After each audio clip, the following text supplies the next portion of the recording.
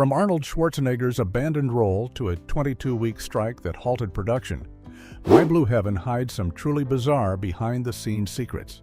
This Steve Martin comedy shares a shocking connection with Goodfellas, features costumes inspired by nightclub acts, and includes real-life mob stories that actually happened to Henry Hill. Here are 15 weird facts you didn't know about My Blue Heaven, 1990.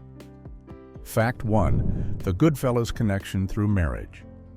My Blue Heaven and Goodfellas are two wildly different movies about the exact same real person, and the reason they exist together is one of Hollywood's strangest coincidences. Both films tell the story of mobster Henry Hill, but while Martin Scorsese's Goodfellas became a legendary crime drama, My Blue Heaven turned Hill's post-mob life into a Steve Martin comedy.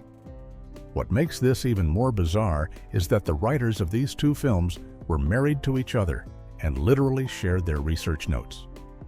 Nicholas Pileggi wrote the book Wise Guy, which became the basis for Goodfellas, and he spent countless hours interviewing Henry Hill to get every detail of his life in organized crime.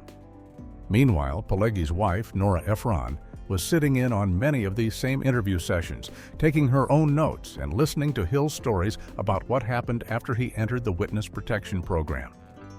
While her husband focused on Hill's violent criminal past, Ephron became fascinated by the comedy inherent in a streetwise mobster trying to blend into quiet suburban California life.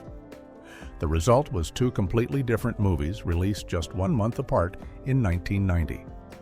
Goodfellas premiered in September of 1990 and became an instant classic, while My Blue Heaven arrived in August with Steve Martin playing a fictionalized version of Hill renamed Vincent Antonelli. Both films drew from the exact same source material and the same interview sessions, but they approached Hill's story from opposite ends of the spectrum. Goodfellas ends where My Blue Heaven begins, with Hill's entry into witness protection, making them almost like unofficial companion pieces that together tell the full story of one man's journey from wise guy to schnook. Fact 2. Arnold Schwarzenegger was originally cast. Imagine Arnold Schwarzenegger as a fast-talking Italian mobster in a comedy, and you'll understand why My Blue Heaven went through one of the most dramatic casting shakeups in Hollywood history. The original plan had Schwarzenegger playing the wise-cracking gangster Vinnie Antonelli, with Steve Martin cast as the straight-laced FBI agent tasked with protecting him. This version of the movie would have been completely different from what audiences eventually saw, but Schwarzenegger's departure changed everything. The Austrian action star was fully committed to playing the mobster role when he received an offer that was too good to pass up. Universal Pictures wanted him for Kindergarten Cop, where he would play a tough detective going undercover as a kindergarten teacher. Schwarzenegger chose that film instead and left the My Blue Heaven production, which created a major problem for the filmmakers. They scrambled to find another big-name actor who could carry the lead role opposite Steve Martin, but nobody seemed right for the part. Danny DeVito was approached and considered, but he ultimately turned down the gangster role as well. With production delays mounting and no suitable replacement in sight, screenwriter Nora Ephron came up with a creative solution. She suggested that Steve Martin himself should play the mobster instead of the FBI agent, essentially flipping the entire casting structure. Martin agreed to the switch, and the production then cast Rick Moranis, who had originally been considered for the FBI agent role but was unavailable, to play opposite him. This complete reversal of the original casting turned out to be a blessing in disguise, as Martin's comedic energy proved perfect for the over-the-top mobster character that audiences remember today. Fact 3. Steve Martin switched roles. Mid-production, Steve Martin's journey to playing Vinnie Antonelli was anything but straightforward, and the actor actually had to completely reinvent his approach to the film after the production was already in motion. When Martin first signed on to My Blue Heaven, he was excited to play Barney Coopersmith, the by-the-book FBI agent who represents everything orderly and systematic. This buttoned-up character would have been a departure from Martin's usual wild comedy roles, and he was looking forward to playing the straight man for once. However, when Arnold Schwarzenegger left the project to do Kindergarten Cop, the producers faced a crisis that threatened to derail the entire production. They needed a major star to carry the film as the charismatic mobster, but finding someone with the right combination of comedy chops and star power proved nearly impossible. The production team reached out to Danny DeVito, hoping his experience playing tough guys with comedic flair would make him perfect for Vinnie Antonelli. Despite seeming like an ideal fit, DeVito declined the role, leaving the filmmakers back at square one with no viable options. It was screenwriter Nora Ephron who suggested the unconventional solution that saved the film. She approached Steve Martin with the idea that he should abandon the FBI agent role entirely and instead play the flamboyant, silver-tongued gangster. Martin agreed to the dramatic switch, which meant he had to throw out all his preparation for playing the reserved federal agent and start over with a completely different character. This willingness to pivot transformed the movie as Martin brought his signature manic energy to Vinnie Antonelli, creating the loud, suit-wearing, wisecracking mobster that defines the film rather than playing the subdued straight man he originally signed up for. Fact 4. A writer's strike delayed the film. My Blue Heaven's journey to the screen was interrupted by one of the most significant labor disputes in Hollywood history, forcing Nora Ephron to put down her pen at a crucial moment in the writing process. In late 1987, Ephron had just pitched the concept for My Blue Heaven to actress Goldie Hawn, and Warner Brothers was moving forward with the project under producer Alan Stewart. Ephron was in the middle of writing the screenplay when the Writers Guild of America called a strike in March of 1988, and suddenly all work on the script had to stop. The strike wasn't just a minor inconvenience that lasted a few weeks. It dragged on for 22 full weeks, which amounted to 155 days of writers refusing to work while they fought for better compensation and residual payments. This made it the longest strike in the entire history of the Writers Guild, surpassing even the major strikes that had come before it. During this period, television networks were forced to delay their fall schedules, relying on reruns and unscripted programming to fill the airwaves, while movie productions across Hollywood ground to a halt. For My Blue Heaven specifically, the strike meant that Ephron couldn't complete the screenplay until the dispute was finally resolved in August of 1988. By the time she was able to return to writing, months of momentum had been lost, and the project had to rebuild its forward motion from scratch. The delay contributed to other complications in the production, including the eventual casting changes that would reshape the entire film. What should have been a straightforward development process turned into a stop-and-start situation that pushed the film's production timeline significantly later than originally planned. Fact 5. Goldie Hawn dropped out but stayed on. Goldie Hawn's involvement with My Blue Heaven is one of those peculiar Hollywood situations where an actor leaves a project but never really goes away. When Nora Ephron first pitched the idea for My Blue Heaven in late 1987, she brought it directly to Hawn, who was not only a major star but also a savvy producer through her production company. Hawn immediately expressed strong interest in playing Hannah Stubbs, the no-nonsense district attorney who becomes determined to prosecute the mobster character despite his federal protection status. Hawn's enthusiasm for the project went beyond just wanting to act in it, as she became instrumental in helping develop the film during its early stages. She and her business partner Anthea Silbert came aboard as executive producer and producer respectively, using their industry connections and expertise to get the project set up at Warner Brothers. The film moved into development with Hawn as both the star and one of the key creative forces guiding its direction, which seemed like the perfect arrangement for everyone involved. However, after the lengthy Writers Guild strike delayed the screenplay's completion and the project sat in limbo for months, Hawn made a surprising decision in early 1989. She officially declined to play the district attorney role, stepping away from the acting side of the production entirely. Despite this withdrawal from the cast, Hawn and Silbert didn't abandon the project altogether. Both women retained their positions as executive producer and producer, continuing to shepherd the film through its production, even though Hawn would never appear on screen. The role of Hannah Stubbs eventually went to Joan Cusack, but Hawn's name remained in the credits as one of the people who helped bring My Blue Heaven to life behind the scenes. Fact 6. The real Henry Hill hated the movie. Henry Hill had a very different reaction to the two films based on his life, and his feelings about My Blue Heaven were surprisingly negative, considering how much he cooperated with its creation.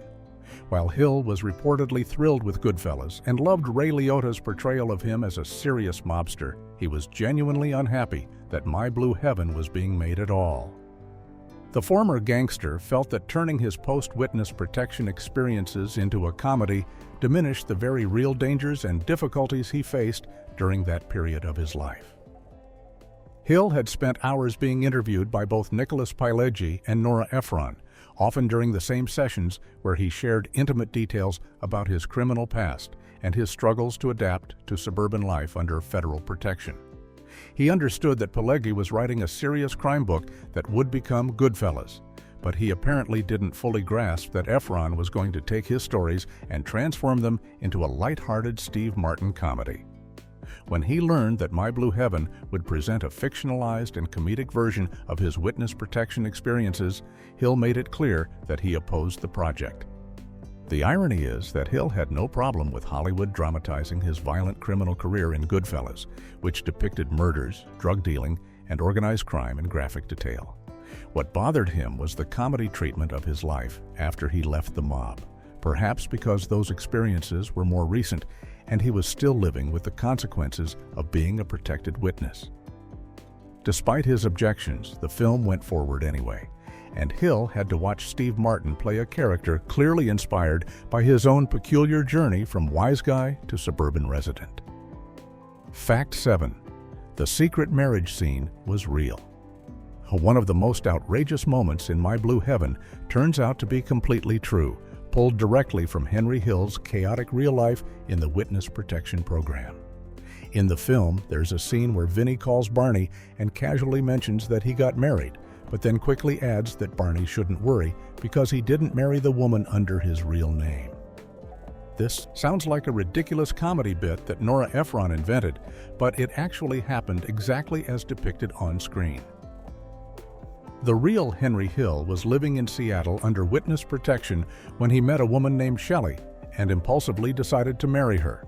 The problem was that Hill was already married to his first wife, Karen, who was also in the witness protection program with him, though their relationship had deteriorated significantly.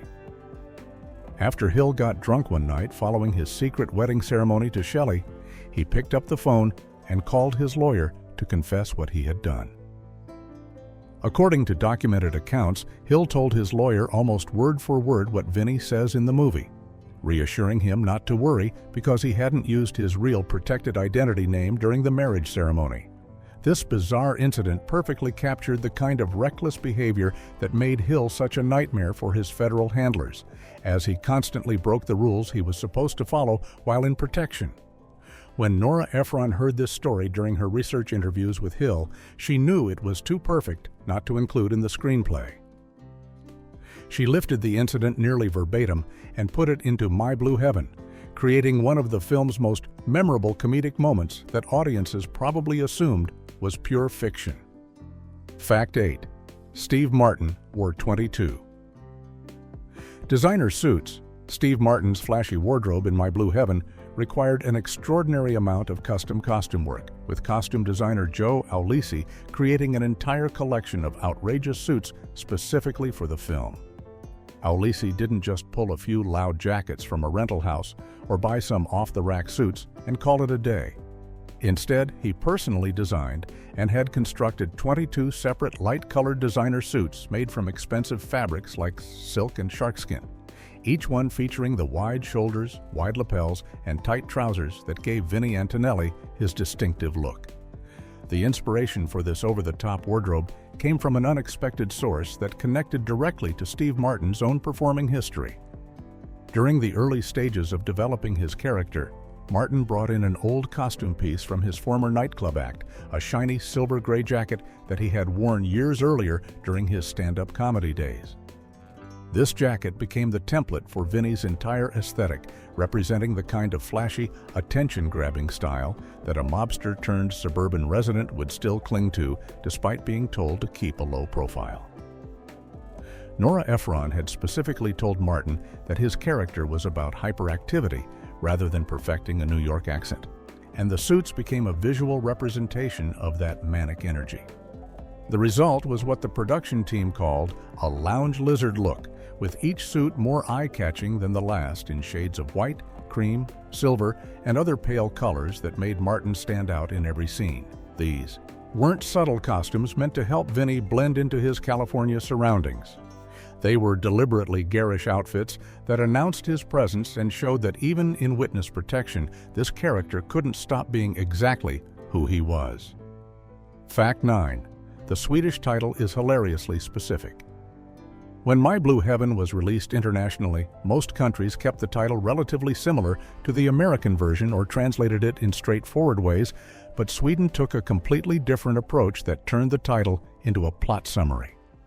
Instead of calling it My Blue Heaven or even translating that phrase into Swedish, the distributors in Sweden decided to name the film How I Taught an FBI Agent to Dance the Merengue, which is simultaneously bizarre and surprisingly accurate.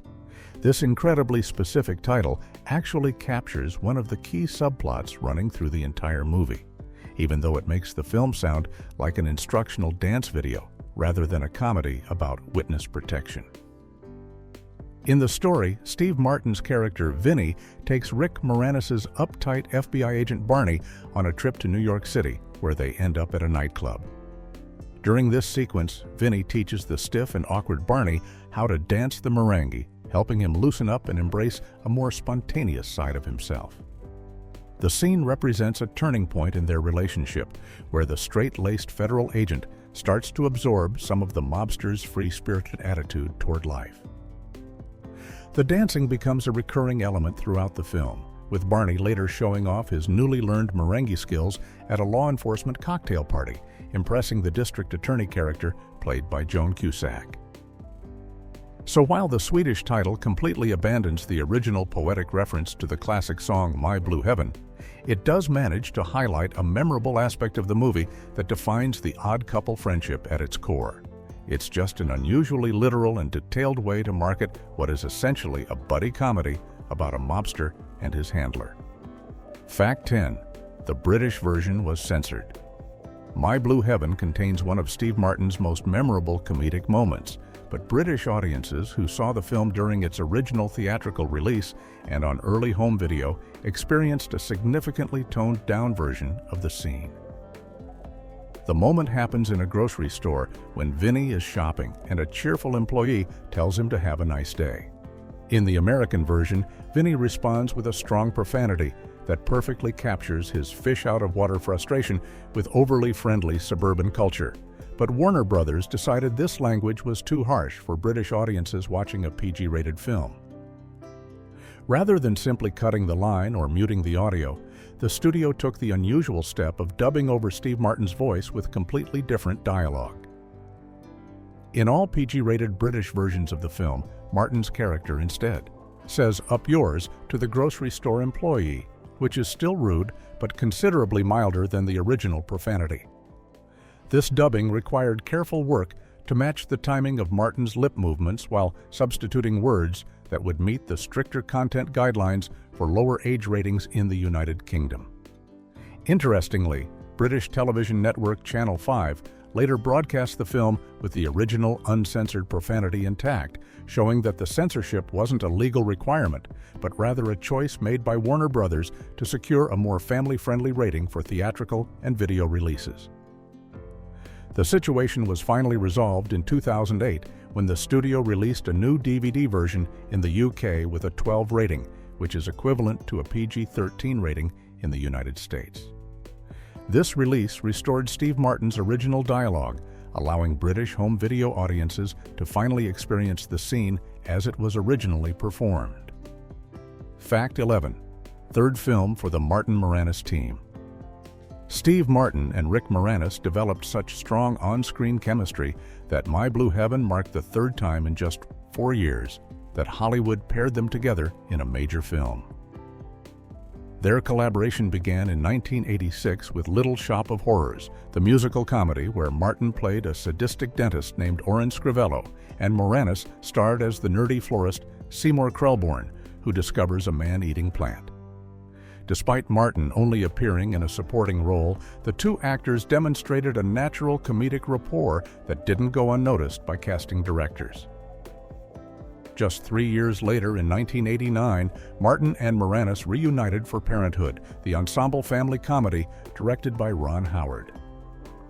In that film, Martin played Gil Buckman, a father trying to balance career pressures with raising his children, while Moranis portrayed Nathan Huffner, an intensely competitive parent obsessed with turning his young daughter into a genius. Although they weren't playing opposite each other as a comedic duo in Parenthood, their presence in the same ensemble cast reinforced the idea that these two performers worked well in the same movie universe. My Blue Heaven in 1990 became their first film where Martin and Moranis shared equal billing and carried the entire story as a classic odd couple pairing, with their contrasting personalities driving most of the comedy. The success of their dynamic led to one more collaboration in 1991 with L.A. Story, where Moranis had a smaller role as a gravedigger who delivers memorably irreverent dialogue to Martin's character. This 4-film partnership over 5 years created a memorable chapter in comedy cinema where two of the era's most distinctive comic actors kept finding reasons to work together. Fact 12. Visible stuntman in the baseball scene. My Blue Heaven contains a noticeable production error that somehow made it through the editing process and into the final cut of the film, creating an amusing moment for eagle-eyed viewers who catch it. The mistake occurs during a scene where Vinny is telling a Christmas story as an anecdote, and the action takes place at a ballpark.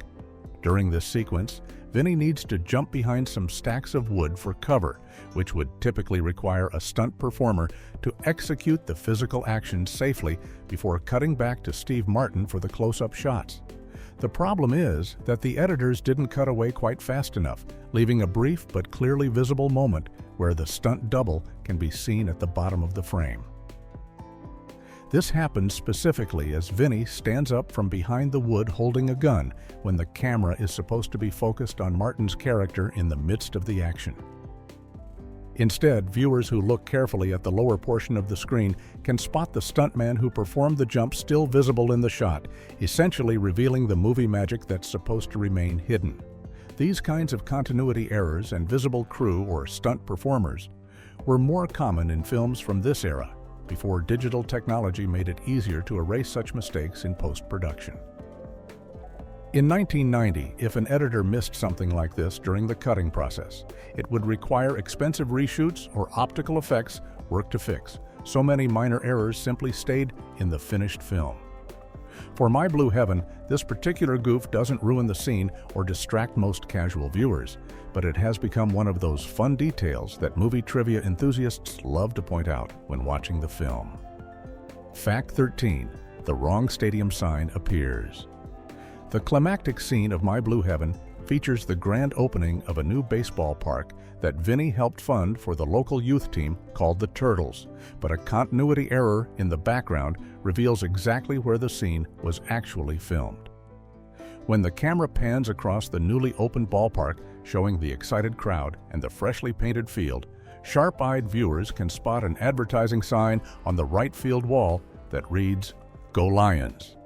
This is particularly jarring because the home team is supposed to be the Turtles, not the Lions, creating an obvious mismatch that breaks the illusion of the fictional setting. The reason for this mistake is simple, but reveals the practical realities of film production on a budget. The scene wasn't shot at a custom-built set or a stadium that could be completely controlled by the production team. Instead, the filmmakers used the baseball stadium at Loyola Marymount University in Los Angeles, a real college facility that came with its own permanent signage and branding. Loyola Marymount's athletic teams are known as the Lions, and their school colors and mascot are prominently featured throughout their sports facilities, including the baseball field where this sequence was filmed. The production crew apparently didn't remove or cover all of the existing Lions signage before shooting the scene, either because they didn't notice it would be visible in the shot, or because it would have been too expensive and time-consuming to modify every sign in the stadium. As a result, this piece of the real location's identity ended up in the final film, creating a continuity error that places a Lions advertisement in a stadium meant to be celebrating the Turtles' new home field. Fact 14. The fictional town used 5 real cities. The suburban California town of Freiburg, where Vinny tries to build his new life, doesn't actually exist, and the filmmakers created this fictional setting by stitching together locations from 5 completely different cities across Southern and Central California. The production team used San Luis Obispo, San Diego, Los Angeles, Atascadero, and Paso Robles to create the illusion of one cohesive small town, with each location providing different pieces of Freiburg's geography and architecture depending on what each scene required. The bulk of the filming took place in San Luis Obispo and the nearby city of Atascadero, which provided most of the downtown streets, neighborhood scenes, and local businesses that define Freiburg's suburban character. San Luis Obispo contributed locations like the Williams Brothers Market, where Vinny goes shopping and famously reprices the meat with a pricing gun, while Atascadero's distinctive Rotunda Civic building was used as the police station in the film. These Central California cities gave the production the authentic small-town American feel that the story needed, with their tree-lined streets and modest commercial districts standing in for the quiet suburb where a flashy mobster would stick out like a sore thumb. San Diego provided some specific landmark locations, including exterior shots at Jack Murphy Stadium for the baseball scenes and the Hotel del Coronado Terrace for other sequences, while Los Angeles was used for various additional filming needs. Paso Robles, another small Central California city, rounded out the mix by providing supplementary locations that helped fill in the gaps. This patchwork approach to location shooting was common in film production, allowing the crew to find the perfect setting for each individual scene while creating the illusion that everything existed within the same geographic area. Fact 15. The ending was changed to be kinder. My Blue Heaven originally had a different conclusion than what audiences saw in theaters, with the producers making a deliberate decision during post-production to soften the film's finale into something more upbeat and audience-friendly. According to production documents, the ending underwent what the filmmakers specifically described as a modification to adopt a kinder, gentler ending that would leave viewers with a more positive feeling as they left the theater. This phrase suggests that the original conclusion was either darker, more ambiguous, or perhaps less optimistic about Vinny's future than what ultimately made it into the final cut. The ending that audiences received shows Vinny successfully integrated into his suburban community 1 year later, having married Crystal, the police officer, and started a family with her, while also becoming a local celebrity who wrote a book about his experiences. The new baseball park he helped fund is thriving, and both Vinny and Barney appear to have found happiness in their respective roles, with Barney coaching the youth baseball team. This upbeat resolution ties everything together neatly and suggests that even a career criminal can reform and find redemption in middle-class suburban life. What remains mysterious is exactly how the original ending differed from this optimistic conclusion. The production team has never publicly revealed the specific details of what they changed or what the darker version looked like, leaving film historians and fans to speculate about what might have been.